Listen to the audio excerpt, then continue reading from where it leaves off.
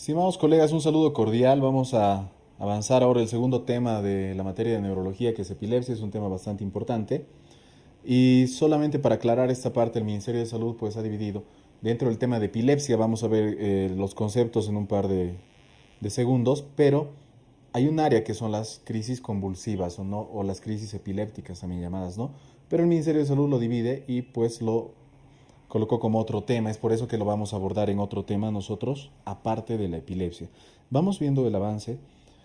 Como concepto fundamental, para que nos acordemos de forma fácil, la epilepsia solamente es una actividad anormal de la corteza cerebral y que va a repercutir de dos formas importantes: con las convulsiones y con la pérdida del conocimiento.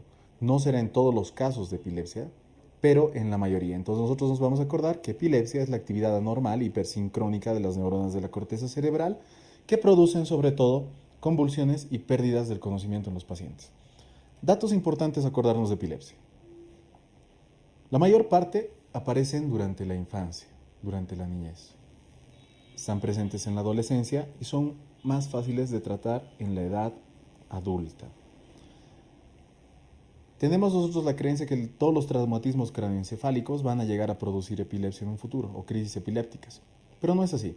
Las que se presentan durante la primera hora, eso a tomar en cuenta, tras el traumatismo craneoencefálico, generalmente tienen un riesgo mínimo de que en un futuro, por la cicatrización de esas áreas del sistema nervioso central, puedan producir epilepsia.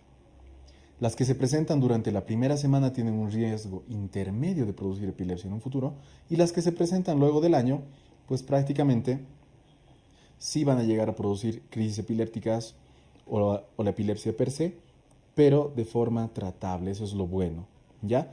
Ahora, las crisis deben ser repetidas para iniciar tratamiento en un paciente. Una crisis aislada después de un trauma, después de una crisis febril y demás, no necesita tratamiento para la epilepsia en sí, sino que no se lo considera como enfermedad epiléptica. Repetición de estas crisis, sí tenemos que nosotros plantearnos el tratamiento. Vamos viendo. Hemos dicho que esta actividad hipersincrónica va a provocar convulsiones y pérdida del conocimiento. ¿Qué será una convulsión? Van a ser esos fenómenos motores, movimientos anormales secundarios a esa actividad hipersincrónica. Los fenómenos motores y no motores repetitivos son las crisis epilépticas. Tiene que haber varias de estas crisis epilépticas para que nosotros denominemos en sí como epilepsia, sea idiopática o secundaria. No necesitamos siempre demostrar con estudios de imagen para decir es epilepsia, no, porque pueden ser idiopáticas donde todos los estudios sean de carácter normal. El síndrome epiléptico van a ser una serie de signos, de síntomas que engloban, que van a tener estas crisis convulsivas por esa actividad hipersincrónica, pero que apuntan a una u otra enfermedad. Y las crisis psicógenas o pseudocrisis van a ser estados muy parecidos a una epilepsia, o sea, pérdida del conocimiento, convulsiones, puede haber el estado cianótico, la respiración estertorosa, qué sé yo, pero que no se deben en realidad a una actividad hipersincrónica del sistema nervioso central, sino a otro tipo de patologías. ¿Ya? Ahora, ¿qué puede ser un síndrome epiléptico? Hemos dicho que orienta, ¿no? Signos, síntomas que van a orientar una patología específica que me producen este cuadro epiléptico. Pero pueden ser idiopáticos, o sea, quiere decir que no sabemos qué los está causando, o pueden ser secundarios, sabemos la patología que los está causando, la anomalía estructural, la enfermedad, etcétera, o pueden ser criptogenéticos. Quiere decir que tienen un componente que nosotros podemos demostrar, no un 100%, pero que gran parte del mismo es idiopático. Vamos viendo los síndromes epilépticos idiopáticos. Para que nos acordemos, tenemos que acordarnos de estos tres, ¿ya? La epilepsia benigna de la infancia con puntas centrotemporales o rolándicas. Y nos acordemos solamente lo más importante, detalles para diferenciar de los demás. Es de herencia autosómica dominante. Las crisis se van a producir durante el sueño. Comienzan en la infancia y remiten en la adolescencia. Es muy importante porque este tipo de crisis, este tipo de epilepsia idiopática no requiere tratamiento. Son parciales simples, el tipo de las crisis, Y pues en el electroencefalograma encontramos puntas centrotemporales que se van a propagar a los dos hemisferios. Ahora, epilepsia mioclónica juvenil, o también conocida como síndrome de Jans, ¿no? Son mioclonías, o sea, espasmos muy rápidos musculares, aislados. Pueden llegar a producir convulsiones de características tónico-clónicas o estados de ausencia, que los vamos a ver en un momento. Se pueden generalizar y producir una pérdida de la conciencia. Y lo característico en el electroencefalograma, como podemos observar acá, es que se descargan. Hay estimulación que se descarga de forma bilateral, sincrónica y en puntas de onda, ¿no? Como observamos acá. Algo a recordar de la epilepsia mioclónica juvenil es que se exacerba cuando se priva a los pacientes del sueño. Y el tratamiento, lo bueno es que estos pacientes responden muy bien al ácido valproico. Otro tipo de síndrome epiléptico idiopático que tenemos que recordar es el síndrome de la epilepsia con crisis de gran mal al despertar. Son pacientes que, como su nombre lo dice, van a presentar la crisis de gran mal, o sea, la fase prodrómica, tónica, clónica y postcrítica, o sea, todo el periodo de gran mal, pero generalmente al despertar o cuando se los priva del sueño, también tienen esta clínica, que nosotros vamos a ver en un momento más, pues la patología de gran mal. Pero algo también a recordar es que estos pacientes responden muy bien al ácido valproico. Síndromes epilépticos secundarios. Quiere decir que nosotros demostramos. Los síndromes epilépticos secundarios, que tenemos que recordar, dos generalmente muy importantes son el síndrome de West, la enfermedad de Lennox-Gastaut, ¿ya? El síndrome de West y la enfermedad o el síndrome de Lennox-Gastaut, ¿cómo los vamos a diferenciar? Que uno aparece antes del primer año y el otro generalmente del primer al octavo año. Ahora enfoquémonos en el síndrome de West. Aparece en el primer año de vida. ¿Por qué es un síndrome secundario? Porque podemos demostrar que este se debe a encefalopatías o lesiones cerebrales y presenta una tríada clásica que tenemos que recordar. Los espasmos infantiles al despertar, sobre todo de la musculatura flexora. Hay una detención en el desarrollo psicomotor.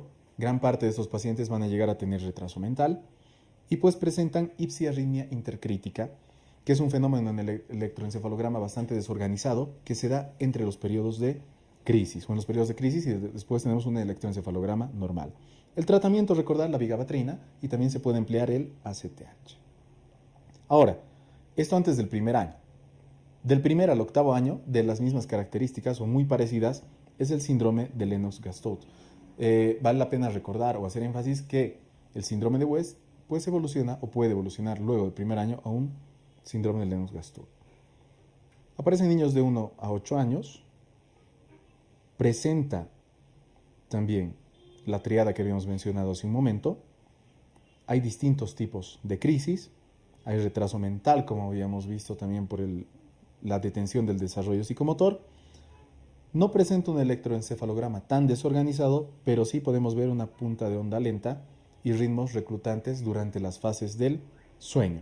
El tratamiento es bastante complicado, no responde muy bien como el síndrome de West, pero se puede emplear el ácido valproico combinado con clobazam, o también gran parte de los pacientes, si no responden a este tratamiento, pues podemos utilizar el felboato y la lamotrigina. Otra patología, también secundaria, obviamente porque estamos demostrando que la epilepsia se produce por esta entidad, es la esclerosis mesial del lóbulo temporal. ¿A qué nos referimos con esclerosis? Es una cicatrización que se da en la región del hipocampo, una cicatrización anómala, obviamente. Y lo interesante es que estos pacientes tienen crisis o antecedentes de haber tenido crisis febriles anteriormente. Y se cree dentro de la fisiopatología que estas crisis febriles han dañado ese sector del hipocampo y han producido la cicatrización, que posteriormente va a llevar al estado epiléptico. En la resonancia magnética coronal se puede detectar esta esclerosis mesial en la parte del hipocampo. El tratamiento médico no responde muy bien a estos pacientes, pero sí bastante bien al tratamiento quirúrgico. ¿Ya? Ahora, con esto hemos tocado lo más importante de epilepsia. Vamos a ver las crisis epilépticas en un siguiente tema, pero a recordar dentro de este tema también tenemos que tocar el estatus o estado epiléptico. ¿A qué nos referimos? van a ser igual estas actividades hipersincrónicas que van a desencadenar las convulsiones y pérdida del conocimiento en los pacientes, pero que duran de 15 a 30 minutos o más. ¿Qué tenemos que recordar en estos pacientes? Que un estado epiléptico es un estado de gran actividad metabólica en el sistema nervioso central que va a producir daño. Entonces nosotros tenemos que cortar, no tenemos que permitir que continúe el estado epiléptico.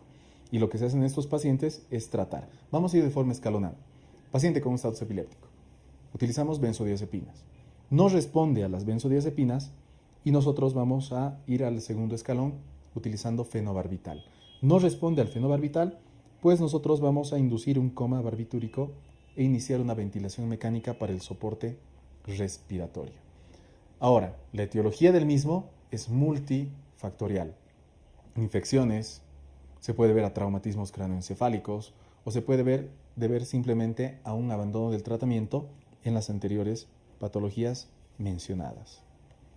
Con esto hemos terminado el tema de epilepsia. En el siguiente tema nosotros vamos a referirnos netamente al área, lo que les había mencionado hace un momento, ¿no? Hay convulsión, crisis epilépticas, epilepsia y lo demás. Pero en el siguiente tema nos abarcamos estrictamente a lo que son las crisis convulsivas o crisis epilépticas.